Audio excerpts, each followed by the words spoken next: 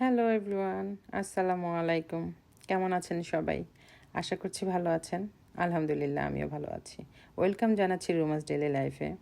আজ আমি আসছি শিকাগোতে। শিকাগো শহরটা ঘুরে দেখব। কম বেশি নামটা হয়তো আপনারা সবাই শুনেছেন।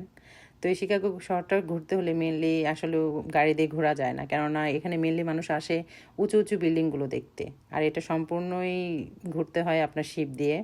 তো শিপ দিয়ে আজ আমি ঘুরবো এই শহরটা। তো শিপ ওঠা যাক। তো শিপটা অলমোস্ট ছেড়ে দিয়েছে। এখন এই শিপ দিয়েই এই সব উঁচু উঁচু বিল্ডিংয়ের পাশ দিয়ে শিপ দিয়ে যাবে। এই যে নদীগুলো দেখতে পাচ্ছেন, এদিক দিয়েই শিপটা যাবে প্রত্যেকটা বিল্ডিংয়ের কাছ দিয়ে। সো এখানে মানে বিল্ডিং ছাড়া আর কিছুই দেখানো যাবে না। তো দেখছিও যে দূরে দেখতে পাচ্ছেন, ওটা হচ্ছে ট্রাম্প টাওয়ার। তো আমি কিছুক্ষণ পরে আমার শিপ ওদিক দিয়ে যাবে। মানে যত যত বিল্ডিংগুলো শুধু দেখছি আর আশ্চর্য হচ্ছি। এক অসাধারণ সৌন্দর্য।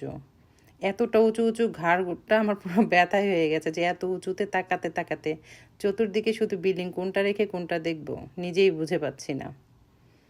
খুব ভালো লাগা কাজ করছিল, যেমন তেমন খুব এক্সাইটেডও ছিলাম। ফার্স্ট টাইম এই যে এই বিল্ডিংটা দেখে আমি খুবই অবাক হয়েছি। উপরে সম্পূর্ণ দেখেন সরু, কিন্তু নিচে দিয়ে একদম কেমন যেন মানে সরু। এটা পুরোটা ব্যালেন্স করে কীভাবে আমার জানা নেই। যে সম্পূর্ণ বিল্ডিংগুলো সম্পূর্ণ গ্লাসের তৈরি। ভালোই লাগছে দেখতে। বিশাল বিশাল অট্টালিকা। শুধু আগে দেখেছি মানে ভিডিওতে, ছবিতে। আজ নিজ চোখে দেখতে আসলাম। দেখেন, আমার ক্যামেরা ধরার মানে স্টাইলই হয়তো বা বুঝতে পারছেন কতটা উঁচু।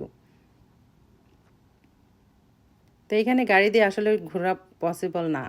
আর এখানে গাড়ি দিয়ে ঘোরাও যায় না, আর গাড়ি এখানে ফ্রি পার্কিং করা যায় না। সো আমি আমার গাড়িটা মানে এখানে মানে পে করে তারপর পার্ক করতে হয়।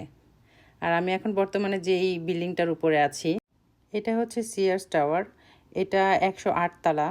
তো 90 শেষ ভাগ পর্যন্ত এটাই ছিল বিশ্বের সবচেয়ে বড় টাওয়ার। সবচাইতে বড় কথা হচ্ছে এটার নকশা এবং গঠন কৌশল। এটা তৈরি করেছেন আমাদের বাংলাদেশি আর্কিটেকচার ফজলুর রহমান খান। এটা বাঙালি হিসাবে আমাদের অবশ্যই গর্বের বিষয়। তো সব কিছু দেখা শেষে নিচে চলে আসলাম, এই যে ট্রাম্প টাওয়ারের সামনে। তো হেঁটে আর কিছুক্ষণ দেখে দেন চলে যাব। তো ভালো থাকবেন সবাই। আমার জন্য অবশ্যই সবাই দোয়া করবেন। আল্লাহ হাফেজ।